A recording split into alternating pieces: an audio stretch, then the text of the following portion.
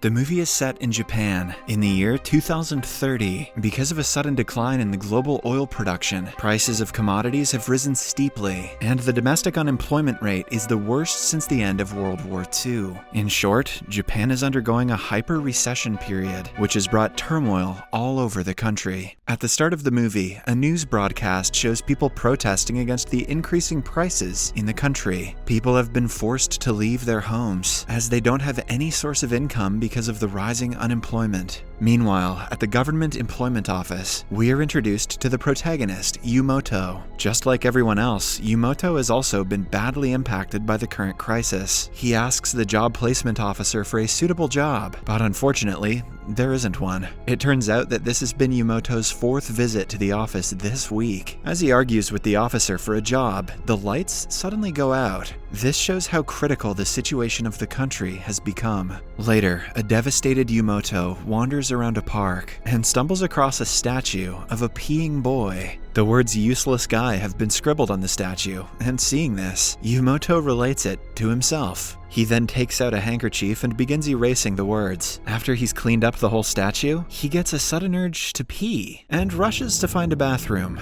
Meanwhile, the statue boy mysteriously pees a drop of dark substance from its wiener, as if Yumoto has summoned a genie. In the next scene, Yumoto finally finds a bathroom, but when he enters, he is disappointed to find that they're not in use anymore. Despite no one being around and the place still being a bathroom, he chooses not to pee, as the Japanese are very strict with their manners. However, when his urinary bladder reaches its limit, he forgets all of his ethics and goes to a nearby bush to relieve himself. There, he notices a fire and decides to extinguish it with his pee, claiming that it is dangerous for nature. Surprisingly, when he starts, instead of pee, a dark substance comes out of his manhood. As soon as the liquid touches the fire, it bursts into large flames, as if the liquid is combustible. Here, it is finally revealed that the peeing boy statue has rewarded Yumoto with a unique ability for his kindness. He can produce an unlimited amount of oil just by peeing. I haven't seen pee this valuable since Trump visited Russia. Startled by the strange incident, Yumoto immediately heads to a doctor to get examined. He provides a sample of his urine, and after inspecting it, the doctor is taken aback. Yumoto inquires if everything is fine, but the doctor simply asks him to wait and goes outside. After a while, he brings two men to the place and points them towards Yumoto. The men are from the National Research Institute, and they are there to escort Yumoto to their laboratory for research. Yumoto tries his best to convince them that he is a normal person and that he just wants to go home, but the men drag him to their van.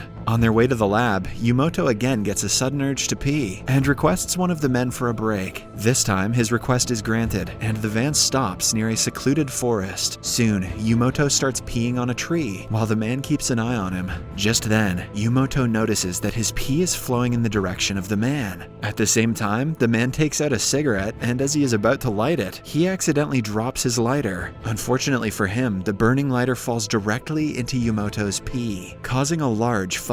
The man is covered in flames, and hearing his screams, his colleague rushes to help him. Yumoto is shocked to witness all this, but nonetheless, he takes advantage of the opening and makes a run for it. After running the whole night, Yumoto arrives at a small village the following morning and collapses to the ground. Just then, a village girl comes across his pitiful state and takes him home. When he regains consciousness, he finds an old man staring at him. Startled, Yumoto immediately gets up and inquires about the man's identity, and the latter replies that he is the mayor of the village. Meanwhile, the same girl who brought Yumoto to the place, Jiaoku, enters the room with some food. She is the mayor's assistant and is one of the most beautiful girls in the village. As soon as Yumoto sees the food, he starts devouring it, as he hasn't eaten in a whole day. Later, the mayor, along with his group, take Yumoto to the village fields, which have become completely barren. He explains that after the country started going through hyper-recession, the farmers couldn't afford oil, and thus, the farming tractors were no longer operable.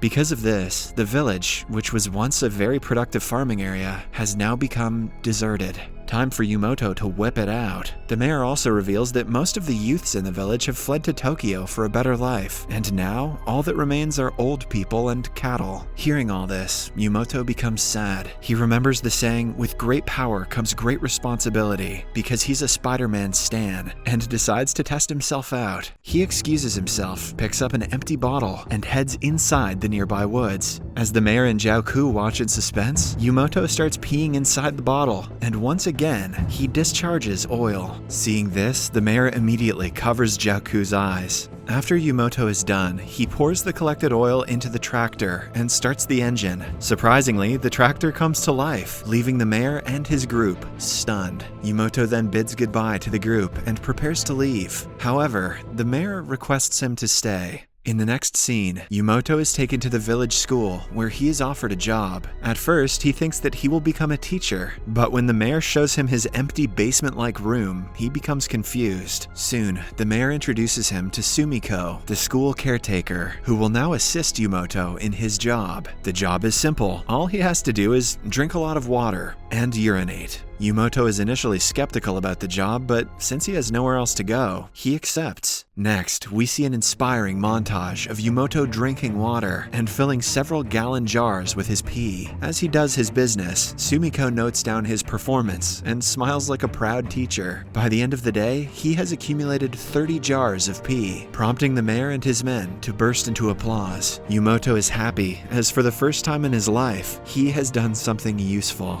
Because of his heroics, the whole village comes back to life. The farmers start harvesting the crops in their fields, and public buses are in full operation. From one of the buses, 2 women come out and start talking about the miraculous discovery of oil in their village. They also talk about how their village is the only one to not suffer power outages. Yumoto, who has also come out of the same bus, overhears their conversation and smiles. "They can thank my balls for that," thinks Yumoto. Later, he returns to his office and starts his usual business. After a few hours, he completes his quota of 100 liters and decides to leave. But just then, the mayor arrives and orders him to produce more oil. By this time, greed has set into his mind, and he wants more oil for himself. Hearing this, Yumoto claims that he is already tired, but the mayor forces him to start peeing. In the evening, Yumoto meets with Jiaoku, and the two talk about their daily lives. When Yumoto reveals that he is working extra shifts, Jiaoku mentions that the mayor is cunning and that she doesn't like him. However, she says that Yumoto is doing a great job by helping the villagers. Meanwhile, at the school, a delegate from the National Research Institute, Shinji, arrives and confronts the mayor. He warns the old man to reveal whatever he is hiding, since the village has been producing a lot of oil lately. However, the mayor, who is unfazed by the threats, replies that he doesn't have anything to hide. With this, Shinji leaves, but not before promising to come back again. Elsewhere, as Yumoto and Sumiko go on their daily work, the power suddenly goes out. As a result, Yumoto decides to take a break and heads to explore the other rooms in the school. When Yumoto gets a little further, he notices a few drops of oil on the floor. Shocked, he follows the droplets and reaches a warehouse, which has several barrels of the oil stored in it. In the next scene, an enraged Yumoto confronts the mayor for his lies and demands answers. To his surprise, the mayor mentions that it's all business, and that he was just storing the oil to sell to other cities. I mean, yeah, what did Yumoto think he was doing? Hearing this, Yumoto becomes even more angry, and decides to head down to the warehouse to retrieve the oil and distribute it amongst the villagers. However, before he can proceed, he is captured by the mayor's men. While being taken away, he is devastated to learn that Sumiko knew about the secret all along.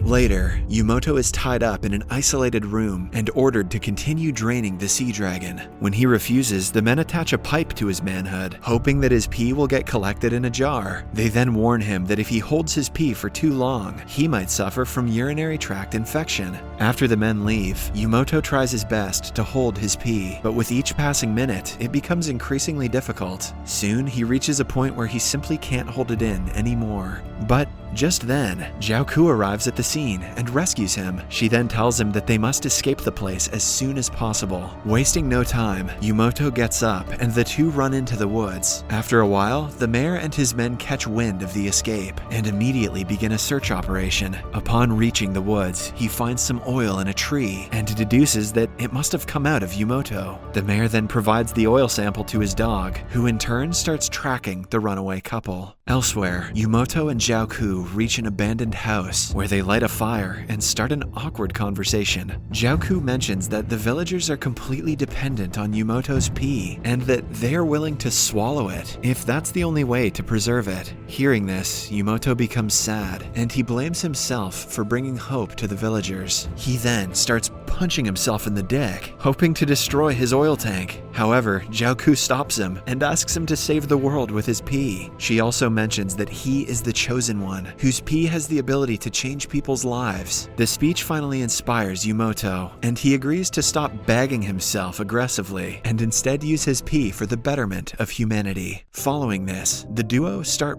making out. Don't get too excited, Yumoto. We don't know what's gonna come out of there. While they are busy, we see a drop of oil appearing out of nowhere and dropping into the fire. The next morning, as the couple is still asleep, the mayor and his men arrive at the place. They immediately wake the duo up and apprehend them. As they are about to leave, Shinji suddenly barges into the house with several armed officers. He then threatens the mayor to hand Yumoto over to him, but the latter refuses. The mayor then reveals that his plan was to produce large amounts of oil so that his village can become an independent country and he will become the king. On the other hand, Shinji mentions that the National Research Institute is after Yumoto as they want to research him and create several other oil-producing humans. If they succeed in this, they can sell the oil at a high price and rule the world. In other words, everyone is greedy for Yumoto's pee-pee. Meanwhile, Yumoto becomes disgusted after hearing the fantasies of both parties. Having had enough, he breaks free from his captors and tells everyone that oil is not there to make ugly fights with people. Instead, oil exists to make everyone happy. Saying this much, he picks up a burning stick from the fire and points it at Shinji. At first, Shinji is unbothered as he believes that Yumoto is fighting a failing battle. However, when the oil man whips it out, everyone in the room is terrified. They plead with him to stop,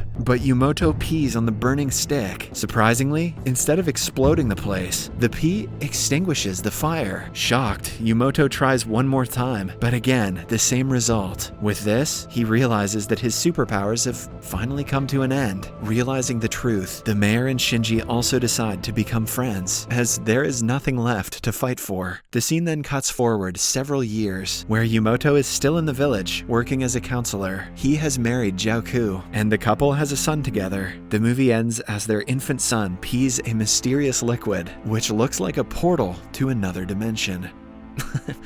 What? Subscribe for more videos like this, turn on notifications, and leave a like to help the channel out. Thank you for watching.